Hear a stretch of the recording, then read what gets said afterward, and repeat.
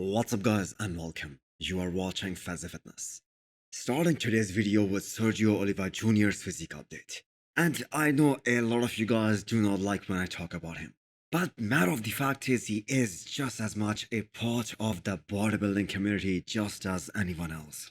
So for those of you guys who do not know, Sergio parted ways with Chris after California Pro this year, his longtime coach. And now he is working with Neil Hill for his next competition. So if Sergio isn't doing the European tour, the Legion Sports 2023 is the only option left for him. And that is the last Olympia qualifier for this year. So without sugarcoating anything, it's now or never for Sergio. He's gonna be turning 40 next year. And not everyone is like the late Sean Roden or like the Dexter Jackson, who can continue to grow and get better even in their 40s. Now, a lot of the legends of the sport, they rate Sergio's physique really high, but his track record shows otherwise. Only one pro win for Sergio during his entire pro career, and that came in the form of the New York Pro back in 2017. He has been on the Olympia stage only once, that was back in 2018, so 5 years ago, and since then the competition has just changed so much. Now, as per Sergio, he hasn't been able to do very well in the last few years because he struggles to peak on the day of the show. His last showing was this year at California Pro, where he placed third, a show which a lot of the bodybuilding community was thinking will be like a walk in the park for him. But he wasn't even fighting for the title there. He placed third behind Ross Patrick and Antonio Burton, and he really got exposed in the back shots. And according to Sergio, it happened because it was a last-minute call. He traveled at the last minute. So let's give him the benefit of the doubt.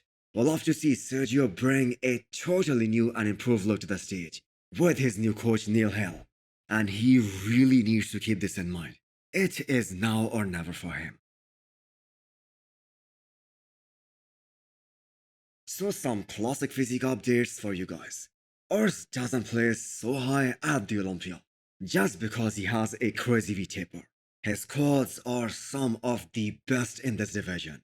He poses very well, creating that insane illusion on stage of having that crazy X-frame.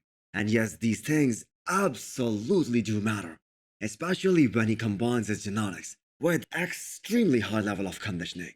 And that too every time he steps on stage. I mean, we have never seen the guy off.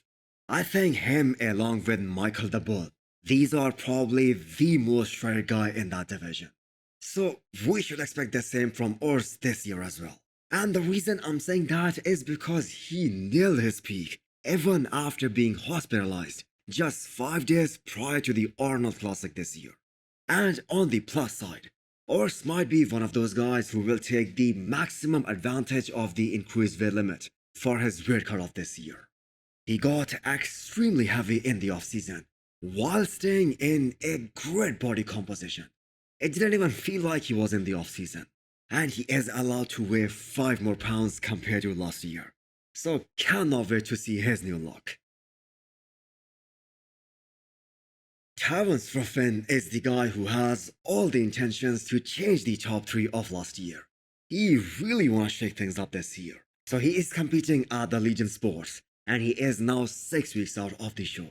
And you guys can see Terrence is changing extremely fast. The lines in those quads are getting deeper and deeper. And if we take a look at his physique, and how beautifully he flows, that is a classic physique right there. So if we try to pick apart his body, I don't think Terrence has any weaknesses, except maybe his height. But this man is a 2 times Arnold Classic champion and 2 times runner-up at the Olympia. So that kinda negates the entire height factor thing. But another factor is this. When Terrence beat Ramon and Urs, they were relatively new in classic physique, and their physiques were still evolving.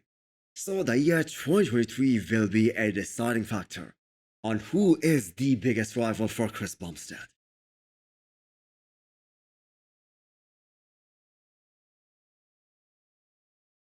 Credits must be given to Robert Timms and his coach for bringing a much better package at Texas Pro this past weekend.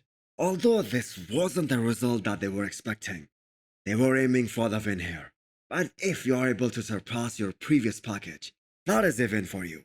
And the good news for Robert's fans and the Classic Physique fans is this.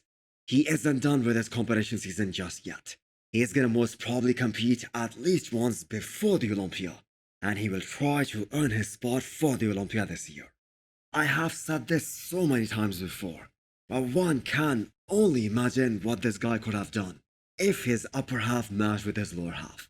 And do not get me wrong, I sincerely think that he really came with improved legs this time, compared to what we saw at the Olympia back in 2021.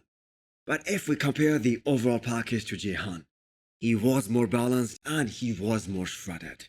So what are your expectations from Robert Timms if he gets his Olympia qualification? So hit the thumbs up button if you liked the video and smash the subscribe button if you wanna come back for more. Thanks for watching.